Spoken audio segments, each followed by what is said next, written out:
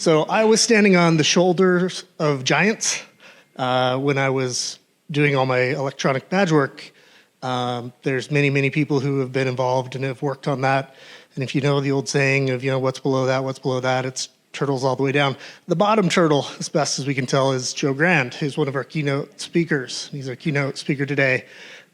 He, was it 22 or 23, testified in front of a Senate committee on how insecure the internet was. This was back in '98. He's a published author. He has been teaching hardware hacking and hardware security classes, places like Black Hat, since 2005, I want to say, and at tons of other conferences and around the world since then. He's really a leader and a pioneer in the area of trying to secure the hardware. So also on Prototype This on the Discovery Channel, if you still have a TiVo kicking around with some old episodes. And then he's also a prolific designer. One of my favorite projects was the Bee Sodomizer, and I cleared it with the team before I said that up on stage, I promise. Are you going to talk about that, Joe, or can I? Nope. Okay, well, that's awesome. It was a little VGA inline man-in-the-middle-ish thing that would show a blue screen of death, hence BSOD, randomly. It was pretty cool, the project. And then also the JTAGulator, which you will talk about, hopefully. Nope, he's not pitching his stuff, but Joe has made very cool projects and has done a lot of cool things for the industry and our community. So without further ado, Joe Grand, everyone.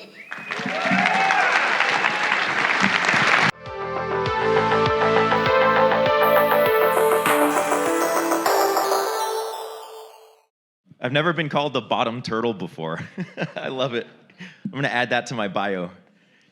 All right, let me put this in. What Luke did not mention is he is one of a couple of the DC 801 people that really was like the core of kind of the hardware hacking world at DEF CON. So he wasn't just up here giving the intro because he had to. Like, we go way back, and it's really cool to actually be here at SAINTCON because DC 801, that involvement, and just the Utah, hacker community and security community, I've wanted to come out here for a long time, so it's very, very cool. I should probably plug my computer in while I'm talking. It's hard to do two things at once. All right, let's see. Do the AV people see my screen?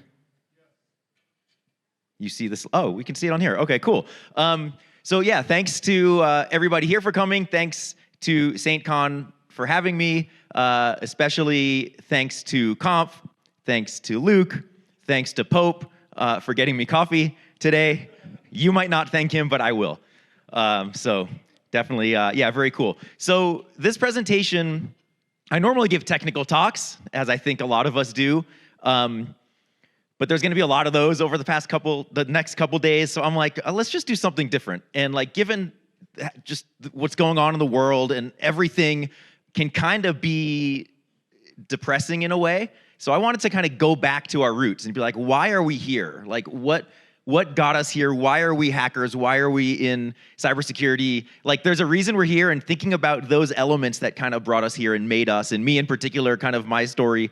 I'll talk a little bit and use some of my experiences, but we all have these experiences of why we're here, and I just thought it would be cool to think about that, right? And kind of reflect on that, because it really is a special thing that we get to do this stuff that we love and have a career doing it, which is bizarre, right? Because for a lot of us when we were kids, that wasn't a thing. You couldn't be a hacker as a career. You couldn't really even be in cybersecurity, unless you were maybe in the military or government that had little areas, or maybe some academic stuff, but it really wasn't what it is. So I just think we should think about that, and especially that's gonna carry us through the rest of the conference, right? Of this is just pretty freaking amazing. Okay, so yes, I'm Joe Grand, and I am a hacker. This is me in 1985, and yeah, I mean, I loved computers, and it's funny, I was putting these slides together, and it's oh, I still do the exact same thing. I'm sitting in my computer room, now my office, but it's in the quiet, hacking on stuff, and it's awesome. I've just always been in this world. I fell in love with computers very early on, and just never looked back. So the description of a hacker, sometimes people say, well, cybersecurity, people aren't hackers, hackers aren't cybersecurity, and like there's, we could discuss that all day, but I feel like we are all hackers in a sense, whether you even believe it or not. Actually, okay, so let me talk about this thing, and I'm going to ask a question. So this was a New York Times article that just came out September 10th, talking about like how one word has changed. And it's almost like the New York Times was kind of trying to justify their change from hacker being used in a good context to now what their style guide says. It used to be good, and now it says, it now connotates mischievous, malicious, or illegal manipulation. Boo. So, I mean, this is something that we've been trying as hackers for a long decades of trying to push that good message of, you can use it in either way, right? Anything can be used good or bad, but sharing that good side of hacking is important. And the fact that that word came up in the New York Times recently because of all the activity, like, I thought that was kind of interesting. So this presentation basically is like what it means for me to be a hacker, and then you can think about what it means for you to be a hacker. But my question for all of you is who would consider themselves a hacker? I would expect way more hands than that. Okay, well, that's going to come back, so remember that. And we're going to come back to that question a little bit later. So my view is a very idealistic view of hacking because I grew up in it so young and sort of this formative time, and it really set the stage for like my entire life. My entire everything is based on being a hacker. The good and the bad that came out of it, but it really is something that has stuck with me. Hacking's been around for a long time, and hackers, sort of as we know them, have been around at least since the 70s, sort of the first generation of phone freaks. This article came out, Secrets of the Little Blue Box, Esquire, 1971. That basically inspired, Steve Jobs and Wozniak and Homebrew Computer Club, and all these people started building these communities together because of this.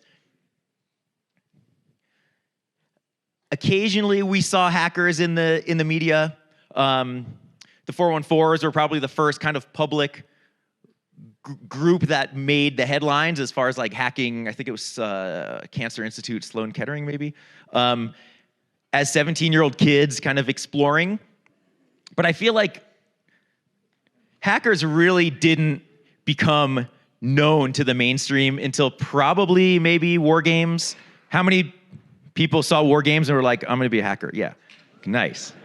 That's more hands than what was raised earlier, which is interesting. So yeah, that's some of us, but it could have been maybe sneakers. How many was it for sneakers? Oh, like a pretty good amount too. Hackers. I expect like the young kid. There's like nobody. Yeah. I actually do. Maybe this is like the internet thing where it's like, tell me I'm wrong or whatever, but like the movie itself, I don't know, like looking, like when it came out, it was like, this is shit. But looking back, like it actually is a really good representation of like 1990s hacker world, besides the rollerblades. But it was really like kind of cool. So now watching it is fun. Back then was like, no, the media's, making fun of us. Were there any other movies that, or like something in the media that sort of brought you into the hacker world or made you realize like, oh, maybe I am a hacker? Just yell it out. The Matrix. Did someone say swordfish? Any other ones? The Net. Sandra Bullock or Sandra Bullock in the Net? Yeah, okay. So yeah, there's a lot of sort of representation of hackers. And what about Mr. Robot? Yeah, but you were probably already in the community. But yeah, I will say like Mr. Robot to me, it was cool because there was like real hacking in it. But I could only get through the first episode and it just got way too confusing for me. But I would say really that like hacking is more than an action. Like it's actually a mindset, and that's the most important thing. And that's always what, like when I'm talking to people, it's like, yeah, you can have the skills to do things, which is great, and sharing those, which is great. But it's that mindset that you can teach to other people, even if they're not in the technical world, about the sort of hacker ethos or those pieces of hacking that make it special. So this is the beginning of The Conscience of a Hacker, also known as the Hacker's Manifesto, from FRAC issue 7, 1986. How many read this when it first came out? A couple people, right? This thing hit me so hard. I had a printout on my door of my room, and I'm doing an injustice by just showing like this. So I highly, highly recommend to go and find this and read it. It also was quoted in Hackers, but this is really like, this really set it off for me of like, wow, the other people feel like I do.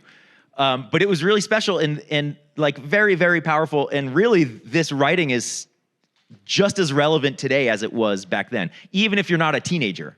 Like as an adult, reading this is like, wow. So very cool. That kind of turned me on to really realizing like, okay, this is hacking is a thing. This is a little bit hard to see because it's from a VHS tape. I didn't know we start off as like, oh, positive hacker. Like I'm gonna, try to spread the hacker love around to everybody. I was a teenager and I basically was like an angry kid that was abusing technology, sort of a juvenile delinquent. And I've never showed this picture before, but this is a screen capture from a VHS tape when I was sitting in a limo stolen, using a stolen credit card. And you can kind of see the mobile phone like in the side. So this was like a world I was in of having this power. And I wouldn't say I was like black hat. I wasn't damaging anything, and it was a credit card. Someone's gonna get paid back for it. Like it seemed totally normal. And I'm not the only person in this room that was doing this stuff. I can tell you that. You might not admit it, but I know there's more of you. But basically using technology and exploring technology, but in kind of a negative way. So cloning cell phones and selling those to make money. Like it was cool to do the hack and figure out how the cell phone system worked and how the cell phones worked to store the ESN and the min pair and all of that stuff. Going in the dumpster and pulling out papers that had the pairs that I could then use. Selling free phone calls using red boxes. What else did I do? Yeah, all sorts of credit card stuff. So it was really just, it wasn't really a positive thing that I eventually paid the price for. So everyone's like, oh, damn. Yeah, I was too. This was 1992, so I was 16 years old, and I was in Michigan. So I'm from Boston, by the way. I was in Michigan as a 16-year-old with other hackers. Just let that sink in for a second. If any of you have kids, would you ever let your kid go to another state to hang out with hackers? Probably not. Anyway, I went with, it was kind of a hacking group I was involved in at the time called Renegade Legion. We have some awesome text files. You can find them on textfiles.com. And we decided it would be a good idea to like break into the telephone company building because we wanted to get documentation, right? Hackers being curious, like that was our thing. We were curious. Information wants to be free, and we wanted that information for free, and then got caught doing it. So this was a real turning point because it was like, I love technology. I love kind of the hacking and the power of having it. But obviously like the path I was going like didn't really work out. I was not destined to be a career criminal. I ended up joining up with a group called the Loft, which was a publicly facing, actually at the time it was just more of like a clubhouse with a bunch of guys that were older than me, which sounds really creepy now that I think about it. They were 6 years older than me. And they had a clubhouse in Boston, and we had all met on bulletin board systems. Like it was a very kind of small community. And once I got in trouble, they're like, all right, they called me Joey. They're like, Joey can come in, KP, Kingpin, you can come in, join the Loft. That was a huge thing because these guys took me in as their mentor, whether they know it or not. Like I always tell them, like, you have, like, they have no idea how they shaped me. They've also never answered like, why bring me in versus other people that were in the scene. But it was a very important place. I learned very early about like the importance of sharing information and sharing knowledge. And to me, that's like one of the key things of being a hacker. It's not your skills, it's what you can teach other people and help other people with and empowering people. And that's what we did. So we had our website. This was, I think, 1997 at the time. It looks pretty good for for handcrafted HTML. But we would collect documentation, put that on our website. We had advisories that we were doing, and this was very early on, right? But we were trying to sort of show what hackers can do and find vulnerabilities and release those and work on projects that we liked and sharing that stuff with the world. One of the other things about being in the Loft and what I learned is kind of saying what needs to be said. When I was younger, I would say stuff, but not really think about what I was saying. But this is like, we have the power. Like, we loved talking to the media, and we loved writing papers and articles and advisories and everything to spread the message, not just to people in our community, but to like the mainstream. And I remember when I first met my now wife, she's like, what do you do? I'm like, oh, I'm a hacker. She's like, isn't that illegal? You know, it was like trying to explain that was like really pretty cool. But this situation, when we testified in front of Congress, that was the perfect opportunity to say what needed to be said. I was terrified. That was like my second time public speaking. And I hate wearing suits. That was probably also like the second time I had ever worn a suit. And that's my dad's suit. It was absolutely terrifying, but it was a really good opportunity to talk to these senators, which basically were like, you know, our grandparents' age, to talk to them about security. And this was in the 90s, where the internet was just starting to come up, talk about all the bad things that can happen. And there's been discussion of like, oh, that stuff like that can still happen. We had no idea how important or kind of like pivotal this was. We thought we were gonna get arrested. Like, they invited 7 hackers to Washington, D.C. We had to give them our social security numbers so we could like go in the building. Like, they could easily have just brought us in and never let us out. We were still using our fake names. Like, we were very, kind of pushing the edge, but it was a really good opportunity that we thought it was worth the risk to go up there and tell them what we did. This also kind of like with hackers too, that, there's the discussion about like disclosure, right? Do you do full disclosure and release everything, or responsible disclosure or ethical disclosure, which I don't like those names because who's defining the responsibility or the ethics of it? And then there's like the anti-sec movement, right? Sort of like the don't release any 0 days or any vulnerabilities. That's a discussion too, kind of thinking about saying what needs to be said of like, if you have some discovery, it's a little more complicated now than it was back then because of everything being so connected, but it's like, maybe it's worth sharing that information. Maybe there's something, like, it's not black and white. It's a very complex issue, but it's something to think about of like being a hacker and sharing and saying what needs to be said, doing it in a way that is still gonna benefit society. I don't have an answer, like very complicated, but I thought that was kind of interesting. Community is huge, right? So one of the things that we can do as hackers and what we should do is sort of help each other and empower each other. And we can, we kind of have the opportunity to build people up in a positive way, and we have the opportunity to break people down. And we see that on the internet all the time. As a side note, as a reminder, like, don't read the comments anywhere. But it's like communities really help bring people together, and conferences like this, I'm preaching to the choir, right? I mean, we know that, like, this is a very important thing. Not everybody knows this. There are people in the community that won't come to conferences or won't share things or think they're better than other people because they're on a stage or because they have a cool exploit or whatever, and like, that's not building people up. So this is such an important thing. This was a picture, does anybody recognize this picture? DEF CON 1, right? So there's a couple people in this picture that are still coming to DEF CON. This was the first DEF CON, and like, people are sticking to like such a small kind of event.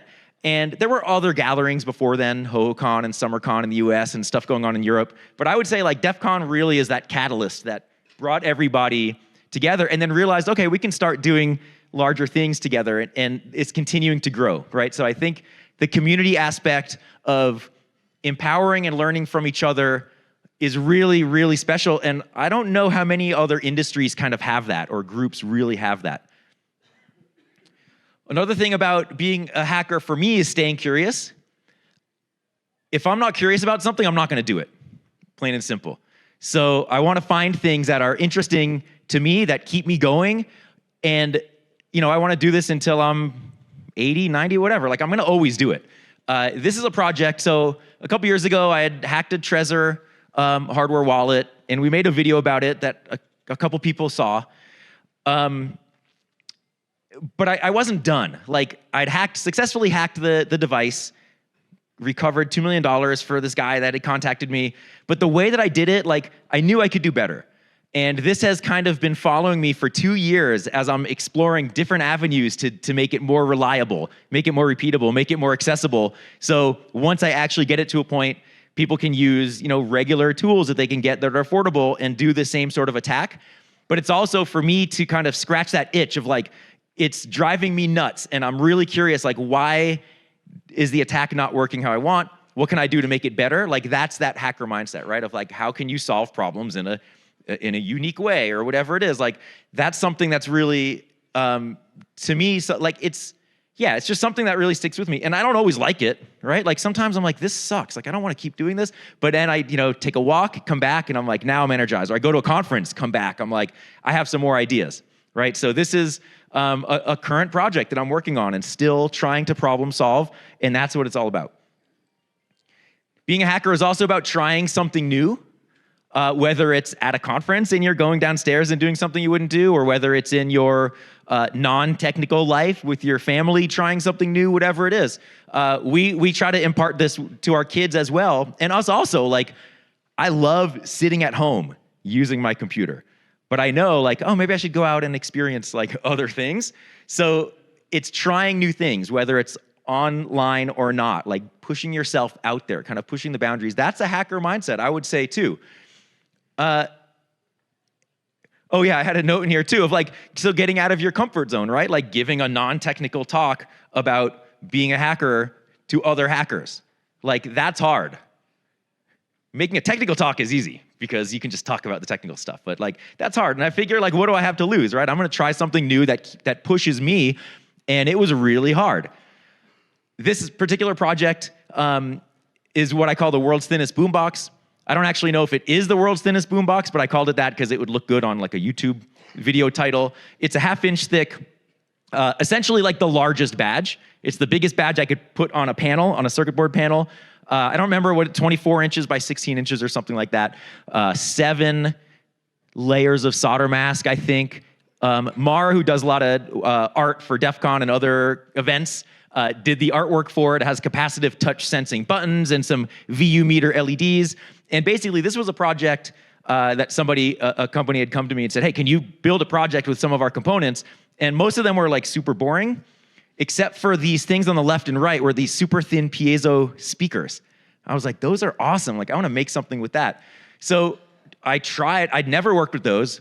I'd never done a circuit board of this size. We also had controlled depth milling. So if you see the LEDs, those are back-mounted LEDs, reverse-mounted LEDs, that are sitting in pockets in the circuit board. So they're closer to the front substrate. And I don't know if you notice, if you've done any hardware design, like, you don't see any signals. You don't see any traces on there at all, right? It's just the matte black. So I used a technique called via in pad, which is a really common technique for like really dense, high dense, like mobile phones, game consoles, things that are small that have a lot of components on them. There's no connections because everything goes to inner layers of the board before it gets routed out to other stuff. And I thought that would look super cool. I didn't consider the cost of what that would be. And when I got a quote from the factory for this, they're like, oh, it's like $6,000 a piece. And I'm like, oh, damn. Like, that's not much more than I'm gonna actually make on this video anyway.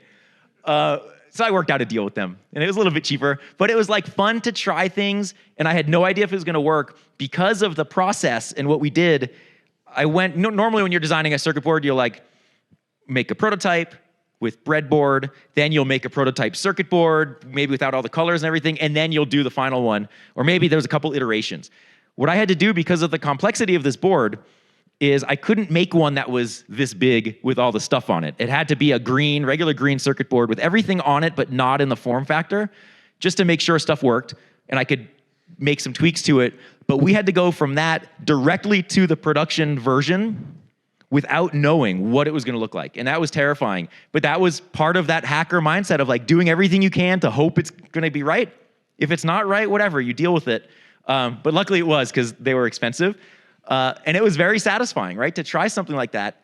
And now I know, like, if I'm gonna design another product, I kind of have these new skills that I can incorporate into something. Or maybe somebody's gonna see this and say, I'm gonna add via in pad to the next badge. Or I'm gonna do multiple layers, not just single layer board colors. I'm gonna do multiple layer, like take these concepts and build on them, because that's kind of the point. But when you're trying new things, like sometimes you do fail. And that's another part of being a hacker, is you have to fail. If you're not failing, you're not trying hard enough. And if you're okay with failing, it makes everything a lot easier. Like accepting the fact that things are not gonna go right. And when they don't go right, not hating yourself for it thinking of that approach of like, all right, how can I fix this? What can I do? How can I use that hacker mindset to troubleshoot, come up with a solution, and figure it out? This project, this is relatively new. So, no matter how old you are, no matter how long you've been doing a thing, or if people consider you an expert or whatever, like we're all human and we're all learning new things all the time. So this was a project where I had to remove a BGA memory device from a product. And it looks like a regular kind of BGA. This is something you could actually go downstairs. I saw like a rework station there. You could like remove parts. It turns out though that this particular part on the reference design that I was using. So you never want to do the attack on the first thing first, right? You kind of prep your attack, whether it's hardware, network, whatever. You kind of know what you're going to do when you send that payload. I practiced this, and I practiced it on a reference device. My removal worked fine. I was like, all right, now I'm going to do it on the real thing. And I couldn't wait. It was like 3 a.m. and I could not wait. I should have gone to bed, but I didn't. And what ended up happening when I removed it is it turns out the reference device was not fabricated, not manufactured the same way as the target that I was using. The target I was using, the memory was 2 separate chips called package on package. You had the top package, which is the memory, the bottom package, which is the controller. Those are soldered together. The reference board I used was just a single package. So if you heat it, you heat the solder balls that are underneath, and you can remove the part. If you heat a package on package part, you heat the solder balls underneath, but then you heat the solder balls in the middle of the chip, and you're totally screwed. So what ended up happening is I was trying to remove the part when I realized it was package on package, and the top package slipped. And you probably can't see it well on the X-ray, but there's like all those red arrows are either solder joints or missing solder balls between those 2 chips. Like I royally screwed up the chip. That's what happens. And I was like, oh my God, I can't believe like I did that, right? Like then imposter syndrome starts kicking in, and it's like, why am I an engineer? Why am I a hacker? And I, went to bed, and then I woke up like, it wasn't even maybe the next day. It was like, a couple days later, I woke up, I'm like, wait, the manufacturer had to be able to build those chips. And they didn't start together, like they were assembled. Maybe I can find somebody to reassemble the part. So I went down that path of seeing if we could reassemble it. Got it reassembled. What do you think? Did it work? No, it didn't work. But I have a new plan. I realized, okay, the bottom part is the memory controller, the top part's the memory. What if I can just tap onto the connections from the memory, bypassing the controller, because that's probably what didn't work because it's thinner and it probably warped with heating. Maybe I can connect directly to the solder balls, which are like the matrix you see there.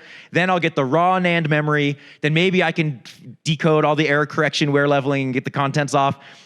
I'm still working on that. And this is a project that is another one of these things of like, I can't let it go because I, as a hacker, want to know if there's a solution and if I can do it the right way. Even if I can just get the contents off and they remain scrambled or like they might be encrypted, I don't know.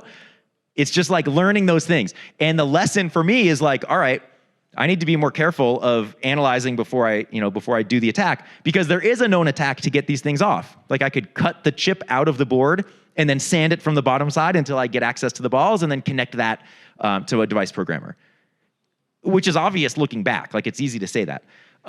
So it really is like, every failure is a chance to learn, and you can hate yourself for it, or you can kind of turn that around and say, well, I'm going to do something better and try. And maybe it'll work, maybe it won't. We'll find out. And Bob Ross agrees with me. So I love this slide. As long as you're learning, you're not failing, right? It's something like, if somebody is making fun of you for failing, or like, you suck, you shouldn't do that, like, it's their problem, not yours. And we do see that also. And a lot of people are scared to take that chance of like trying something new. We were talking, Conf and I were talking and Pope at lunch yesterday, and it's that thing of like, a lot of us are almost perfectionists, and it's like we don't want to release something until people see it. But at the same time, it's like we can release something that's maybe half-assed that's going to inspire somebody else to maybe clean it up, or maybe they do something with it. But it's really something of like, we shouldn't get hung up on like being judged by what we're doing. And that's why like I can come up and say I screwed up, and I'm happy to say it, because like that's not the first time and it's not going to be the last time, but that's what gives me confidence to try more stuff, of like using that as an experience. This kind of goes along with like the community side of things, but working together. I generally work alone for the most part, and a lot of that came from like the trauma of being involved in the Loft, and then we started a company called At Stake that basically this, our anarchist collective became a corporation, and I learned a lot about people, a lot about business, stuff I didn't want to know about, and in 2003 was like, I can't do it anymore. I'm going to go independent. I had no idea what I was going to do. So, finding people to trust was really hard. I guess you could say I have like trust issues or like reliability issues. But then Prototype This came around, and this was a Discovery Channel show of 4 people building like ridiculous prototypes. This was kind of a process of showing the engineering work that goes into something, testing it. It was kind of Mythbusters-esque, same production company. None of us ever expected to be on TV, which was kind of fun and interesting. But the concept here is like, if you find the right people to work with, you can do really amazing things. And a lot of us, or maybe not me, but a lot of you work in companies where you have to work with other people. So maybe you can't pick and choose who you work with, but maybe you can at least recognize their skills or their differences and use those together. Or even like if you don't like each other, at least you kind of know, you can still respect each other. This was something where you had 4 type A personalities all vying for camera time. And hardware is something like electronics is, I don't know if you all know this, but like it's not that cool to look at a lot of times. Like badges are, but like watching somebody solder on TV is not, like camera people don't like it. So I had to figure out like, how can I still get on screen and talk about electronics? So I ended up kind of coming up with this concept of doing these little goofy kind of interludes that we called podcasts that were like these breakouts of like just showing something and explaining it in kind of a fun way. And that ended up working. But the 4 of us, we all had complementary skills. And the casting, when they found us, like they did a really good job of saying, okay, Mike is a material science guy. Zaz does software and robotics. Terry is like this amazing machinist and special effects person. And then Joe does hardware. So we could actually build really, really interesting things. And that's something to think about, right? Of like, if you get the right people, you can do really, really cool things. Also talking about working together, I just mentioned that I'm a hardware person, but here we see a screenshot of Ghidra. This kind of is working together and also trying something new. Like I don't normally reverse engineer code. I will, but not normally. This is one project where I'm working with a colleague in Europe. So it's like, early mornings when I'm on the West Coast and they're in Europe. So it's morning for me and night for them, and we're hacking on stuff. And then I'll do something while he's sleeping, and then nighttime, it's 2 a.m. for me, and it's morning for him, and then we're working on stuff. And it really is kind of a fun thing to not only try something new, but we're learning from each other. And it's kind of a refreshing thing to try something a little bit different to work on a problem. And this is a problem of trying to reverse engineer some password generating software. Another part of hacking is pushing the limits. And this slide has kind of multiple purposes, I guess you would say. So kind of pushing the limits of, maybe what's acceptable behavior is one thing. Has anybody seen this picture before? A couple people. So I wasn't involved in this, but I just thought it was amazing. So San Francisco basically was allowing a couple of the autonomous car companies to drive around autonomously, basically with no public permission, or like they didn't ask, like, hey, we're thinking of letting some cars, the giant robots, drive around on the road. But people realized that they could put just a simple like orange traffic cone on the hood of the car and the thing stops. So it was this very simple, like low cost method to break a system. And they were sort of using I don't even know if they would consider themselves hackers, but I would, in sort of an activism role of like, protesting of like, this is ridiculous. And they were basically using this to protest an upcoming vote that the city was considering allowing 24/7 access of these robots to drive around. And it made the news. Everyone was talking about coning, and it was like this whole social phenomenon. But then the city ended up allowing 24/7 access anyway. So now there's cars driving all over the place. And I think one of them like ran over somebody recently, and there's all sorts of unpredictable things. And if you read some of the comments about these things, it's very polarizing, like everything else. you're teasing the robot, wait till it can, come back and find you. Which is, I guess, kind of true. It's like, what, crows remember your face, so you don't want to piss them off? Like, maybe there is some sort of thing, like, they're going to come back to us. But this also shows, like, a small thing can have a large effect and kind of a ripple effect. And this is something, just thinking about, like, how you carry yourself and how you share information and how you treat other people. It's like if you're driving and somebody flips you off, something happened to them to cause that to happen. And you can either take it or you can push it away because you don't want that snowball effect to happen. And this is something like that. A very simple thing can have big effects. And I just thought that was very cool. This slide isn't really as much about being a hacker as it is just like being human. And in our community, we can finally talk about mental health. Like, most people in the world really didn't talk about mental health. But especially in the hacker world, is something that's important to sort of recognize. And a lot of us will, stay up all night and we'll work really hard and we'll get burned out.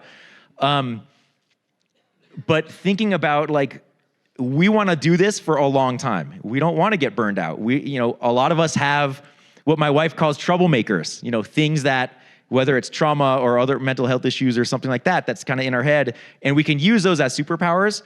But some of these things are really interesting. This is a drawing that I got from, like, a website of teachers creating art to sell to other teachers. And some of these things, they're for kids, but they're completely relevant to us. Maybe not the get 8 hours of sleep, especially last night, but, kind of saying no, setting boundaries, especially if, like, people are trying to push a lot of work on you. It's like, no, like, I'm good. Like, I've done enough. I need some balance. I can't sustain, like, this workload, which is hard to do if you're in a company where everybody expects you to do that. But at the same time, it goes back to that thing I said at the beginning of saying what needs to be said, like standing up for yourself. Maybe that's gonna, not go so well, and maybe that's not the right place for you based on that. But it's important, being willing to say no, work hours. We've heard horror stories of bosses texting at 2 a.m, even if you're not on call, asking for, like, ridiculous things. Something that really has helped me, which isn't exactly on here, but, like, meditation and, like, deep breaths and going into nature and getting that balance of, like, being on the computer and doing highly, highly technical, complex things, and then going away from that, like, does a world of wonder. So I don't know. I just thought this was, like, something important to share. Helping yourself, right? And when you help yourself first, then you can help others. You can be the best person you can be. It's like, that sounds really cheesy, but it's true. It's like in the airplane when they're like, when the mask falls, like, put your own mask on first before you help other people. Like, that's the concept, right? You need to be in a state that you can help other people, whether it's in your business life or your work life, your home life, with your kids, your family, whatever. Like, it's important. It's like, it's something we need to pay attention to. Going along with the 8-bit theme, this is also something, I did this once before, and I thought it was really cool. But I'm going to kind of, like, flip it around. Normally we have, like, a Q&A and you ask questions, but I'm going to start with a question, and then we'll see if anybody's willing to answer. So I've sort of talked about some of the elements that I think hacking is about, or what hacking is about for me, and what makes me a hacker, and what makes me, like, love to get up and do stuff. So my question to all of you is, does anybody want to share something that they feel makes them a hacker, or something about what they feel they are as a hacker? And I know people can answer because I know a lot of you raised their hand, and not everybody, but some of you did. And it's a huge room, so I get it. But if you want to share something about being a hacker and what it means to you and what it means to be in this community. Oh, look at that. All right, let's see if I fall on my face.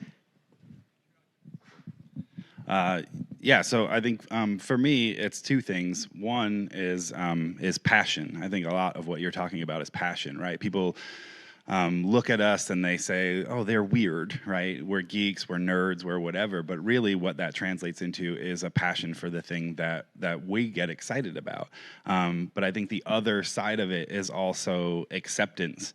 When, like me personally, hi, I'm Grifter. Hi.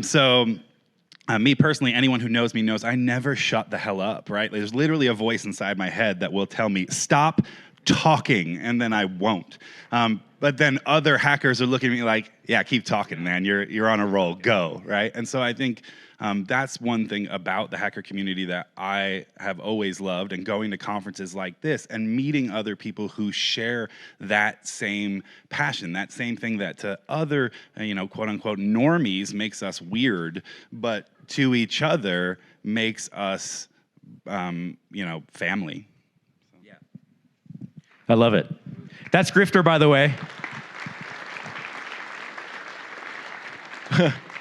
We planted him in the audience just to make sure at least somebody had a question. What he didn't mention, does anybody else want to say? So we have microphones also, but okay, I see someone. I'll walk over. Can I tell part of the story that you said yesterday from the airplane? Okay, what Grifter didn't mention is when he was on an airplane and met Khalid, like is he a rapper, musician, singer, and most people are like taking pictures and everything. Grifter's just being cool because that's how Grifter is. And later in the flight, Khalid's like, hey man, like, what do you do? Like, just started talking to Grifter. Grifter gave him the space, and then he kind of started this conversation. Grifter's like, I do penetration testing and break into buildings. And he was like, oh my God, that's so cool. Like, and then he went and like told all his friends. And that's like, he told me that story last night. It's like, damn, like, you're right. Like, the stuff we do, we might take it for granted, but most people are like, you get to do that stuff, and like, it's amazing, right? And we're making changes that people a lot of times don't see because they only see when something doesn't work, not when things do work. But I just thought that was a cool story of like this guy who's like world famous thinks what we do is cool. Hey. Thanks, Joe. So I'm Spike, and I've been a member of this community for about 15, 18 years, but I've been going to DEF CON for 25. And I started going to DEF CON as a journalist covering people like Grifter and Joe and all the other hackers. And I decided after about 8 years of that it was a lot more fun to do the security work than to just write about other people doing the security work. So I switched careers. I think that this community and the people that are in this room, you are all some of the most creative and kind and generous people with your time, your skills, that I've ever met. And this community, I've never been more proud to be a part of any kind of a group than the people that are in this room. You are going to change the world, and I'm just so grateful that I can be a part of it. Thank you. Yay. Awesome.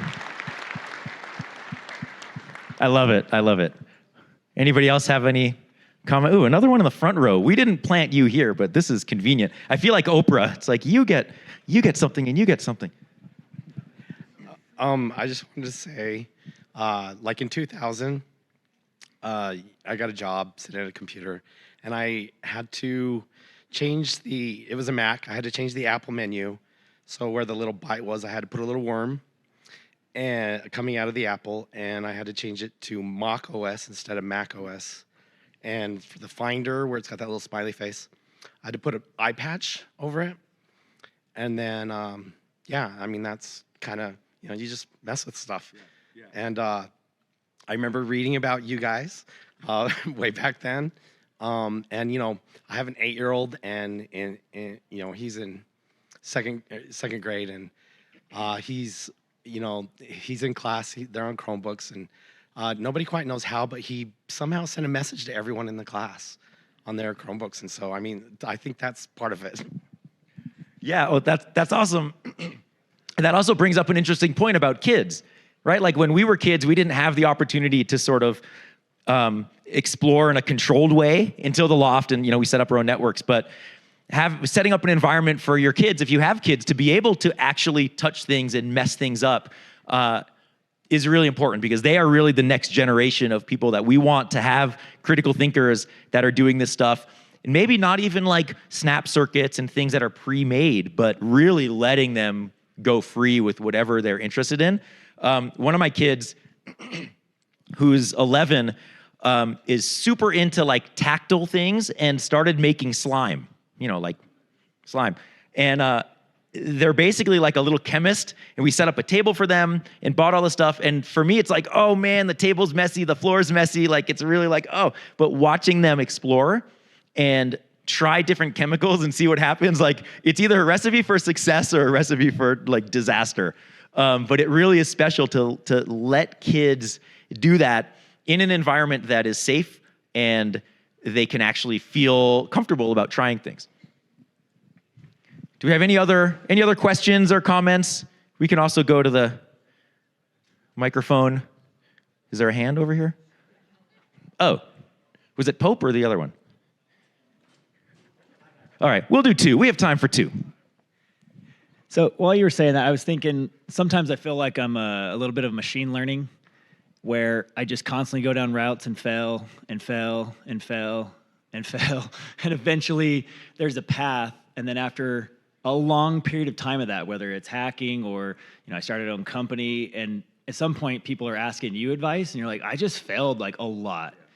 And I think there is value in that. Sometimes it sucks, obviously, putting the time and effort, but when you find something that eventually works, it has value to share to other people. Yeah, that's huge. And I think it is machine learning. It's like building those neurons of failing and trying. And I think another thing that people are maybe some people are a little scared of trying things, like, oh, but they're so good at that. I could never do that. But like, all of us started not knowing anything, right? And we just found the thing that we loved and kept trying to do it. All right, we'll do one more. So I've been part of this community for a while now, and the thing that keeps me coming back and volunteering is I spent about 9 years as a college professor, and this is by far the purest form of learning I've ever gotten to experience anywhere, ever.